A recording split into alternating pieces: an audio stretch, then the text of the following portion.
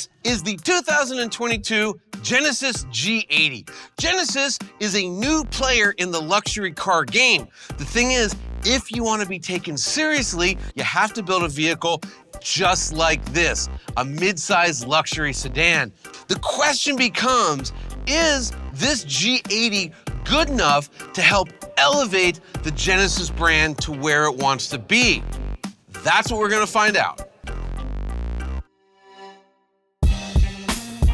While some people still might struggle with the very notion of a South Korean luxury brand, let me reassure you, Genesis is taking itself very seriously, and they've been at it for a while. We first saw a vehicle called the Hyundai Genesis back in 2009, and that's kind of this thing's forefather.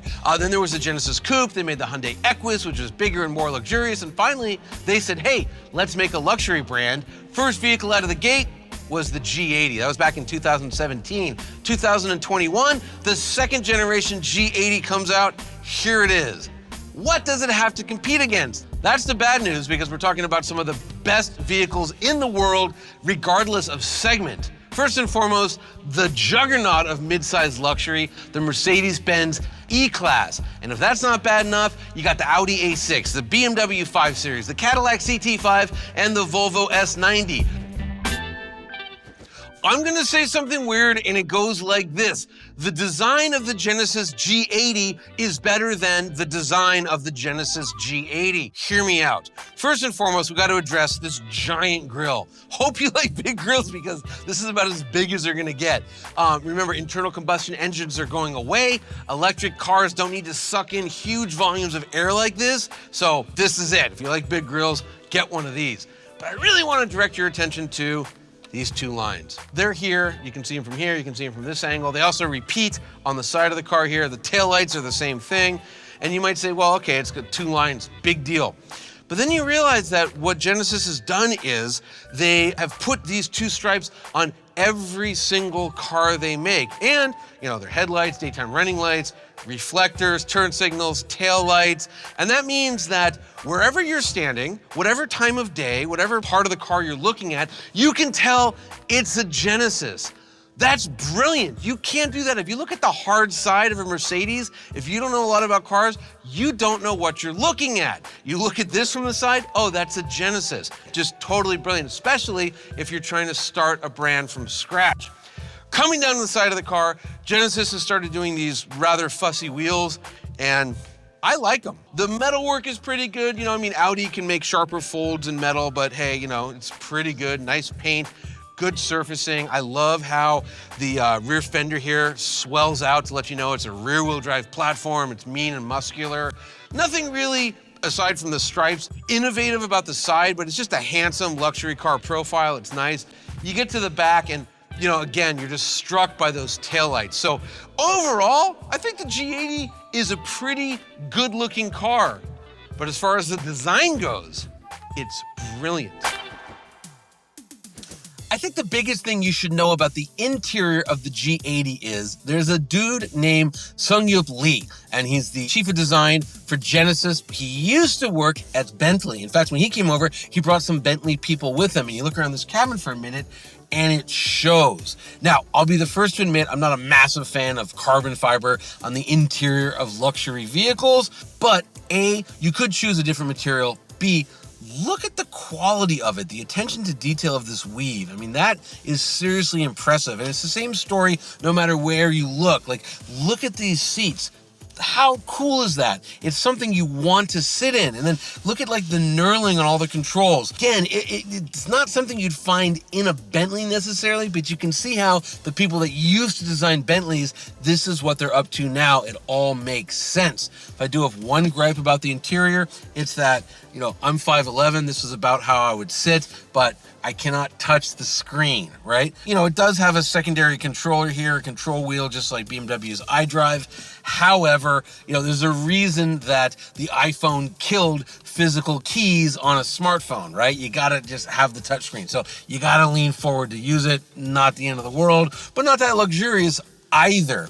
As far as comfort goes, This is a roomy cabin. It's very comfortable. The same is true in the rear seat. Again, to summarize though, just like the exterior design of the vehicle, Genesis is taking the interior design very, very seriously. In terms of performance, the G80 is pretty stacked. Under the hood is a twin-turbo 3.5-liter V6 that produces 375 horsepower and a very healthy 390 pound-feet of torque. All of that goes into an 8-speed automatic transmission that Hyundai builds themselves. And in the case of this particular car, it hits all 4 wheels as this is all-wheel drive. Now, this is heavy, much heavier than it should be. Hyundai's a steelmaker, what do you want from me? It weighs nearly 4,500 pounds. A comparable BMW 540i is gonna kill it in terms of handling. However, in terms of like luxury ride quality, the G80 is on par with stuff like the Mercedes, the Audi A6, and the Volvo S90. One of the problems with being so heavy though is that fuel economy. Around town, you only get 17 miles per gallon. However, because of the 8-speed transmission, which has a tall highway gear, you get 26 miles per gallon on the freeway. As far as safety goes, the umpire declares this thing safe. The Genesis G80 has a 5-star crash rating and it is a top safety pick plus for 2021. It comes loaded with almost every automatic safety feature there is: cross-traffic alert, blind spot monitoring, lane keeping assist with lane centering, and automatic emergency braking. And now the part you've all been waiting for.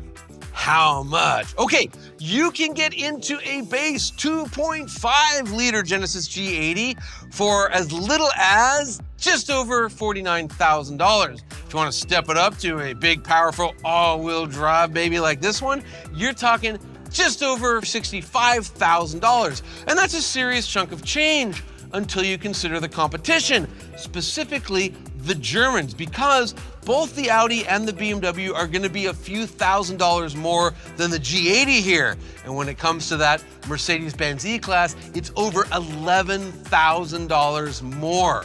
So while I do strongly feel that Genesis is catching up in terms of quality to the competition, this thing can still be thought of as something of a really good value. If there's one thing that I want you to know about the 2022 Genesis G80, it's that, man, these people are not screwing around. I remember when that first Hyundai Genesis came out, and it was pretty good. It didn't cost that much, and it was pretty big, and you got a lot of features, but really you'd rather have the much more expensive Mercedes. Well, today, I think if you look at, every angle of the word luxury and what that means as far as a mid-size luxury sedan, you probably still want the Mercedes. But man, they're getting closer and closer and closer. And if the G80 is any indication, Genesis is about to catch up. To see vehicle rankings and a complete buyer's guide, please visit MotorTrend.com/cars.